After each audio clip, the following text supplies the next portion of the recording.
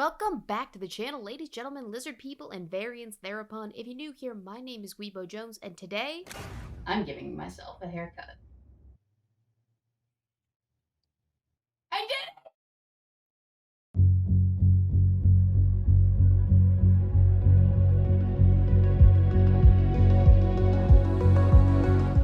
What's the strangest thing somebody's ever said to you about your short hair? Men aren't going to want to have sex with you. I had hair in high school. I went from this to this, to this, to this. Kelly, Britney Spears has shaved her head. Okay, are y'all kidding? Because somebody just told me that out there. I've been refused by barbers because I'm a girl. But I'm frequently told that if I want to identify as a girl, I have to have long hair. Typically, short hair looks, feels, and is healthier. I've had long hair my entire life and I recently was forced to cut it all off. So I'm going to tell you the differences in how other people treat me now that I have short hair.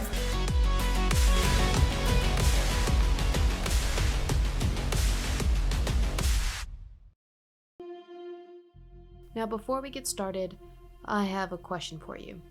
What do Prince Zuko from Avatar: The Last Airbender and Furiosa from Mad Max have in common? I'll answer that question in a little bit, but first, I have wanted to cut my hair for some time now, but when I got engaged 2 years ago, I was convinced to grow it out for the wedding. So, of course, I had to wait, and wait, and wait, endlessly, or so it felt. But while I've been contemplating my big chop, there have been some instances of women going viral across the internet.com for something as trivial as getting a haircut. But this, my friends, is nothing new. I can find countless examples of women over the last 26 years cutting their hair short and people losing their collective minds about it. We will turn now to a story that is burning up the internet. It's burning up the water cooler talk. It's just burning this morning. Yes. Britney Spears. She's bald. We've got this photo now from the x17online.com, and it appears to show the pop star shaving her own head. Now, these women have all gone much shorter than I actually intend to go with my hair. Probably. But of course, it's not just pixie cuts that get a bad rap in society. Men going from bushy beards to babyface incur judgment just as well. Shaving my beard after 6 months to see my girlfriend reaction. 6 months. I'm gonna do it for her.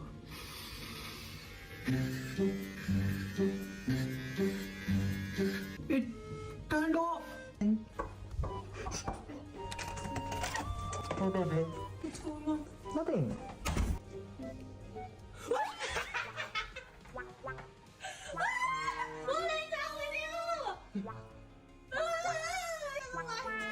I did this for you.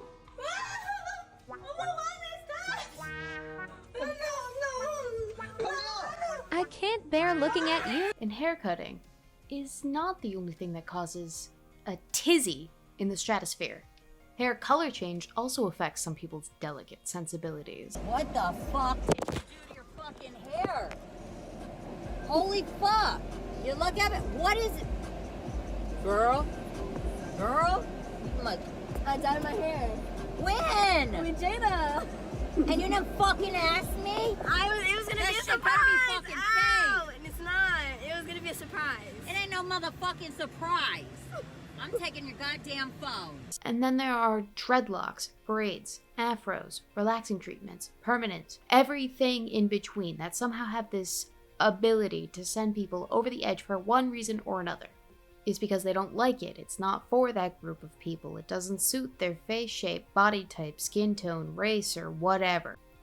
If I woke up tomorrow and decided to go completely bald, or bleach my hair white, or get an afro, or a permanent, it's a safe bet that someone who is not me would have a not so positive reaction to that change. It's a lot to unpack. It's a lot to consider.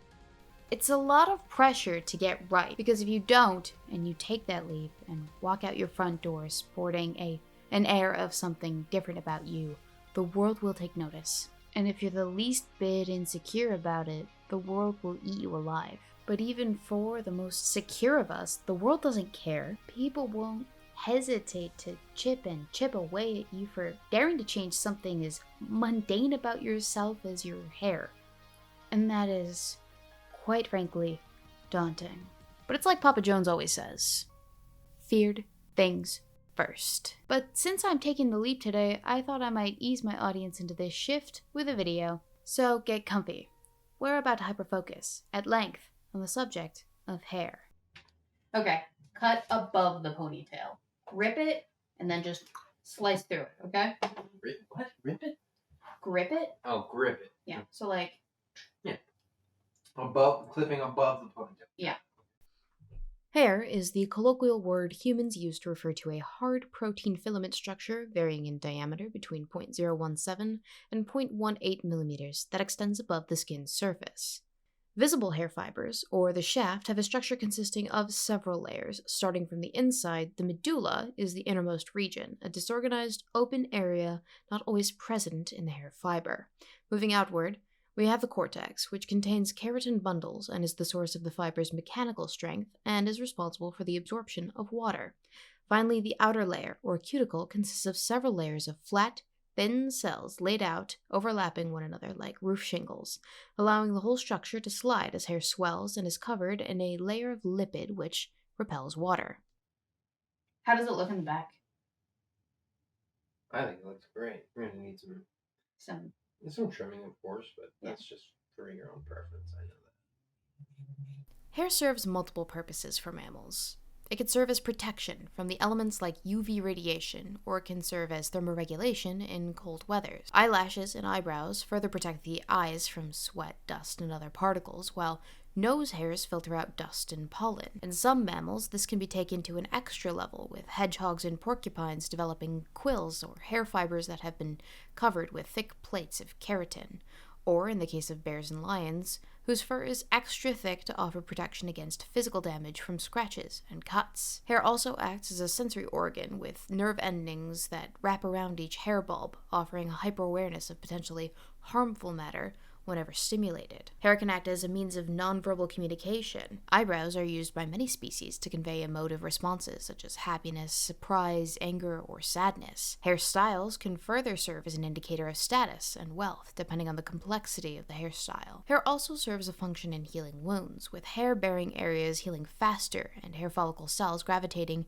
to the site of the injury to assist white blood cells. Hair placement can also serve as a physical demonstration of an individual's sex, as increased testosterone production during and after puberty causes males to grow hair around the upper lips, chin, and jawline. Oh, shit. You got this. It's good. You're fine.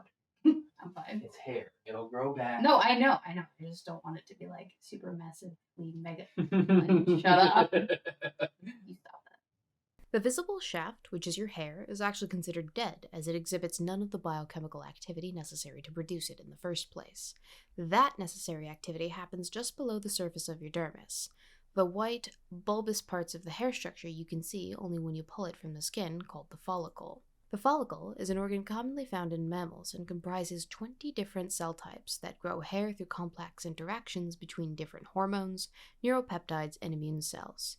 It consists of several parts, including, but not limited to, the root, which resides in the follicle, is anchored to the scalp and attaches to the shaft. The dermal papilla is the tiny bit of connective tissue at the base of the hair bulb supplying nutrients to the hair root. The hair matrix, which consists of cells within the hair bulb that are actively divided to produce new hair cells. And then there are your sebaceous glands, which are responsible for producing sebum, a natural oil that helps lubricate the hair and skin. On average, scalp hair grows about half an inch per month, or 6 inches per year. It could be less, or it could be more, depending on a laundry list of factors. But hair growth typically occurs in 5 sequential stages. First is anagen, or the active growth phase, lasting anywhere between 2 and 7 years. 85 to 90% of the hairs on your head are in anagen at any given time. Second is the catagen phase, or the regression of the hair follicle lasting between 1 and 2 weeks. Third is the telogen, or resting phase of your hair, lasting between 2 and 3 months. Fourth is the exogen phase, demonstrated by the shedding of your hair. And last is cenogen, the phase in between an empty hair follicle and new hair growth, lasting 1 to 2 months, or 4 to 7 months in balding males. As with most bodily related phenomena, this process is mainly dependent on a person's genetics, age, health, diet, stress, blood flow, hormones, the current season, and a few other miscellaneous factors. For instance, many chemotherapy drugs attack rapidly dividing cells. A hallmark of cancer, yes, but also that of hair follicle cells. The damage incurred to the follicle by a chemo drug causes the hair to fall out and further impedes growth until a few months after treatment has subsided. Another example of disrupted hair growth is alopecia, specifically of the areata variety, which is an autoimmune disease that interferes with hair growth by causing follicles to leave anagen phase and enter into the telogen phase prematurely. How does it look in the back? I think it looks great. We're gonna need some trimming, of course, but that's just for your own preference. I know that. The next thing to contend with once we've grown the hair is its texture. When it comes to texture, there are typically 3 aspects to consider: curl pattern, consistency, and volume. Firstly, curl pattern, which refers to the natural shape and size of the curls or waves your hair forms when left to dry without styling products or heat manipulation. Curl patterns come in 4 types: straight, wavy, curly, or coily.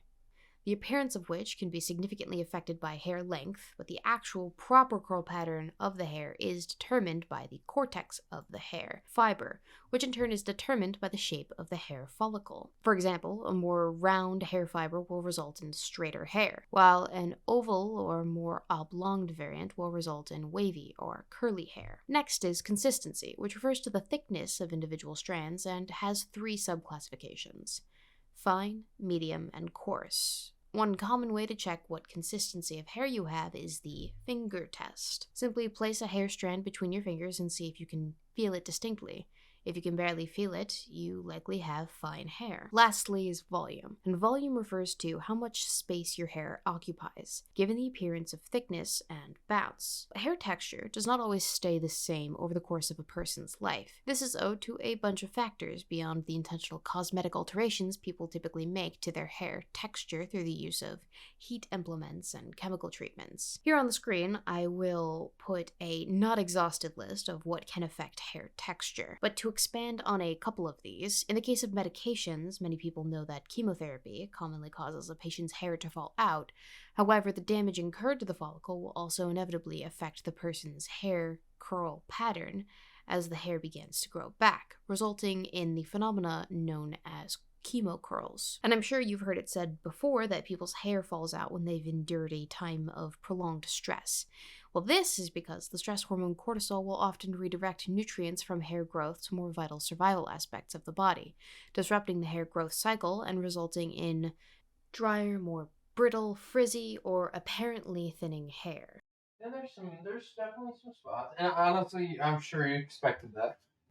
There are 2 types of pigments, synthesized by melanocytes and located in the cortex, which give human hair its color variations. Firstly, eumelanin black-brown, which is the more photoprotective of the 2 pigments and what determines the darkness of a hair color. Then there's pheomelanin, reddish-brown, reddish-yellow, which colors the hair red. All human hair generally has some amount of both pigmentations, meaning that every natural hair color, minus gray and white, is some combination of black, brown, yellow, and red, though the ratios vary depending on the color, and this results in a range of natural hair outcomes along this spectrum. For example, a greater amount of eumelanin will result in black or brown hair. Small amounts of black and brown eumelanin result in blonde hair. A lack of black eumelanin results in strawberry blonde hair. High levels of pheomelanin will result in red or orange hair, and a lack of either pigmentation will result in clear strands, which appear gray or white depending on how the hair reflects light. Hair colors are broken down into 2 identification systems: tone and level. Tone refers to the warmth or coolness of hair color and is typically represented by a letter. Now, my hair falls into the warm category. Specifically, its tone is golden, or G.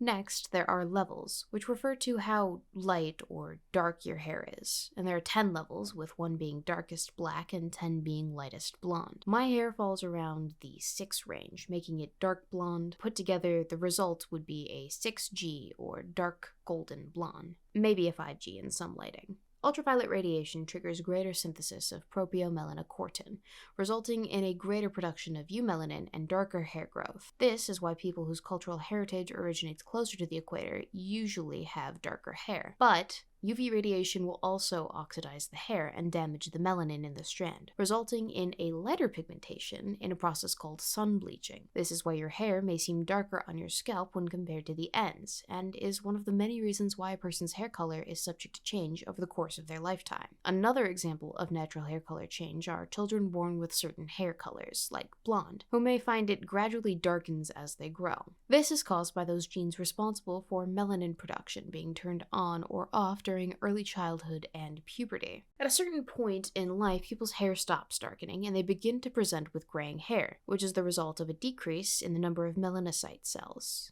Without melanocyte cells to produce pigments, there is no pigment, and the end result is gray and white presenting hair. There are cases where hair may turn different colors for unintentional reasons beyond age or the sun. Sometimes certain illness, like thyroid disease, vitiligo, or a B12 deficiency can affect the pigmentation of hair, turning it gray. Should I get myself bangs? Or no? Do you think I should just leave this? No, it's great. Another standard about hair growth in all humans is the chemical memory of hair. Hair in the anagen phase is active hair, but more than that, it's considered living before it leaves the scalp. And just like the rest of our living body, it requires a constant blood supply. A blood supply which carries in it anything from the nutrients of foods we've ingested to whatever smoke and vapor we inhale to the drugs and other substances we might have injected. All of this, which circulates in our blood, can be incorporated into our hair during the anagen phase.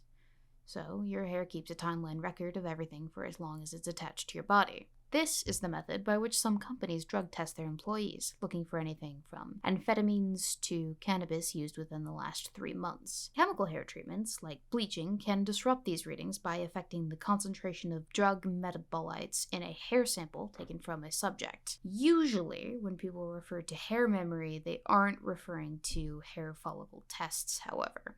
Instead, the implication is that hair often retains the impression of its previous styling or shape, even after being washed or styled differently.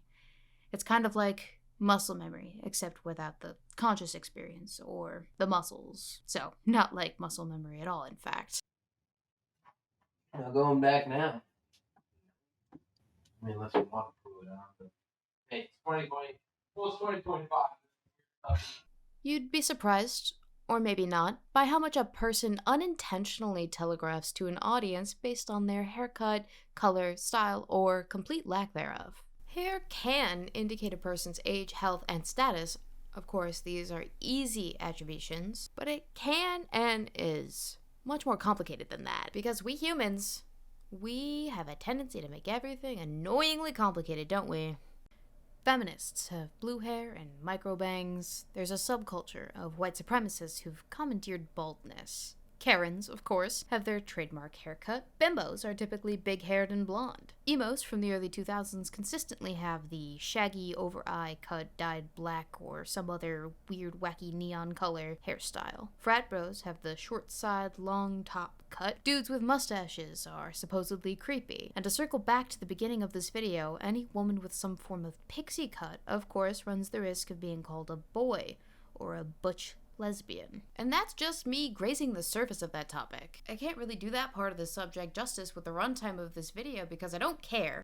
And I would rather discuss the internal symbolism and identity associated with a person's chosen hairstyle. Specifically, the phenomena of the dramatic hair change.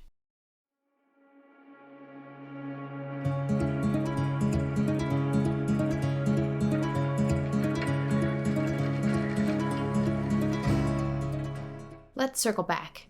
Have you figured out the answer to my question yet? What do Zuko and Furiosa have in common? If your answer was a dramatic hair change, cookies for you. Dramatic hair changes are often narrative devices used to represent significant, personal internal transformations of a character. In Avatar: The Last Airbender, Zuko's hair tells the story of his life. Zuko, Prince of the Fire Nation, first appears to us sporting that god-awful half-bald, half-ponytail hair combination, a physical representation of his shame after having lost an Agni Kai to his father. Oh, I won't fight you. You will learn respect, and suffering will be your teacher. Furthermore, it serves as a representation of the struggle he endures to regain his honor. Zuko and his uncle later cut their top knots off before embarking on a new life as fugitives from the Fire Nation, and beyond disguising them on their journey, it's a symbolic act. In cutting their top knots, they're renouncing all ties to the Fire Nation, including tradition, family, and social status. For the rest of the series, Zuko's character design depicts him growing out his hair, which is an effective way to show the audience the passage of time in the series, but more than that, it symbolizes Zuko's personal growth into his own as a person who at last understands his virtues and morals and has decided to live by them, damn the consequences. In a similar vein, Furiosa's character design, precisely her hair, tells us a story. She starts with a close-cropped haircut that doesn't get in the way of the Volvini as they ride across the wasteland. Following her kidnapping, her hair is styled in the preference of her kidnapper, Dementis, red, long, and adorned with bells. Then Furiosa is traded to Immortan Joe to become one of his wives, and her hair, now its natural color, but still long, symbolizes her femininity, which brings with it a new danger, as Rictus, one of Immortan Joe's sons, takes an interest in her. When she escapes the den of wives, she cuts her hair, choosing autonomy and the danger that goes with it over being constrained to the life of a broodmare or a milker. Then she grows her hair back out to impractical lengths as an act of rebellion, the long hair standing in stark contrast to the bald subservience and loyalty on naked display in the War Boys, a promise to herself to return to the Green Place one day.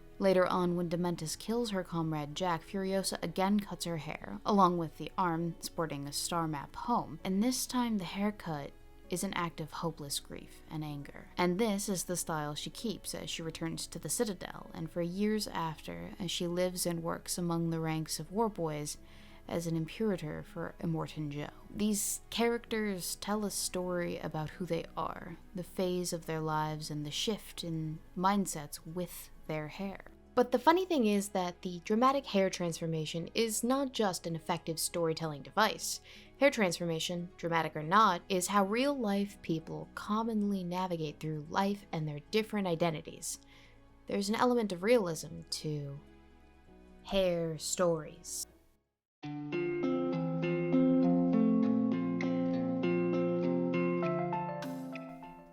Surprise! I look so fabulous. We're about a week out from the haircut, and I'm feeling pretty good, if I do say so myself, about this look.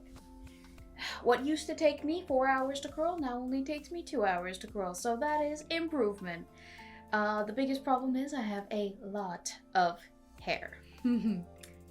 A lot of hair. But we have a video to finish off. You know, when I initially left home to go away to college, it was built up. I spent so much time packing all my clothes away and shopping for things I would need, like a shower caddy and shower sandals, and stealing my grandmother's vintage microwave, which you could actually see in the background of some of my earliest videos. But also, I had to mentally build up to the reality that I would no longer be there to look after my father and my brother. And that was, by far, the most daunting aspect of going away to college for me. But when I was finally there on campus, in charge of just me, myself, my grades, easiest transition of my life, I gotta say. But for my dad, I can imagine that experience of sending your oldest off to independence 4 hours away, it has got to be terrifying. Like that transition, I have been resolved to make this video, the big chop, for some time now. At least since my engagement pictures came out back in February of this year. I have been wanting to chop all of this off for quite a while. But since I made that decision, I have also been mentally preparing my father for the inevitable big chop.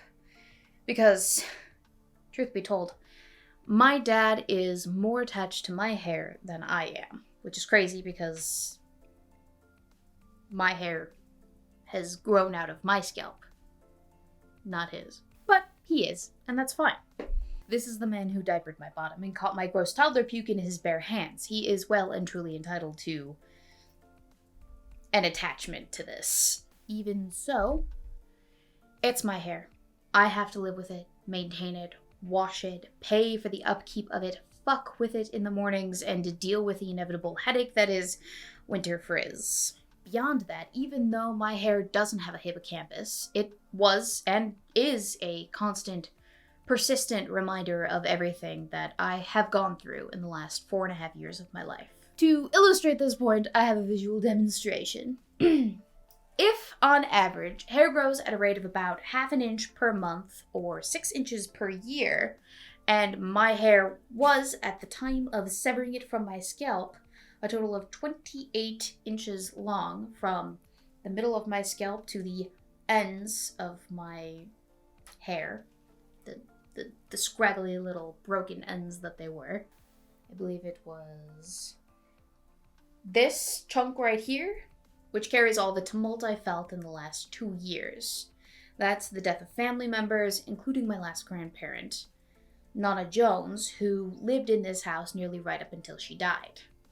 Speaking of, these inches right here are the months of growth I spent toiling away, killing myself nearly, working 9-hour days, only to clock out, drive here, remove all of my grandmother's worldly possessions, gut the place, breathe new life into it, pack up all my shit to move it here and unpack it, deal with water leak disaster after water leak disaster every other week, re-gut the floor in my dining room because the contractor fucked up, replace and repair it all over again, and then ready the entire house just in time to host Christmas Day. That was a lot. I nearly went crazy. This nugget of month right here, this 1/2 inch right here that is at the 11-inch mark, is the month I spent recovering from getting mauled in the face by a dog, dear viewers. I believe all of this length was growth incurred during the course of the COVID lockdowns within the United States. That's a lot of hair. And then it was this hair that I grew in the time after graduation, where I was applying for software engineering jobs as if it were my full-time job. And if you know anything about job searching and job hunting and applications and that whole process, then you know it is not the least bit amount of fun. It's actually quite humbling to the ego. And I could go on. Much of this growth was from some of the most difficult times in my life. Some things which I haven't even mentioned beyond my husband and my therapist. This is growth from times of self-discovery, inner tumult, trauma, and of course, stress. Oodles and oodles of stress. And I've been carrying it with me for the past 4.5 years. Probably for a lot longer than 4.5 years, if I'm being honest. And it's been stifling. How can I, or anyone, really, move forward if they are constantly being weighed down by the past? Both in a realistic sense and in a metaphorical sense. I owe it to the kids that I want to have, my husband, you dear viewers, all of these people who are in my corner rooting for me to be the best me that I can be. And of course, myself. I owe it to myself to let all of that go as I move into the next season of my life. And letting that go means that one undergoes a little bit of a metamorphosis, personally speaking.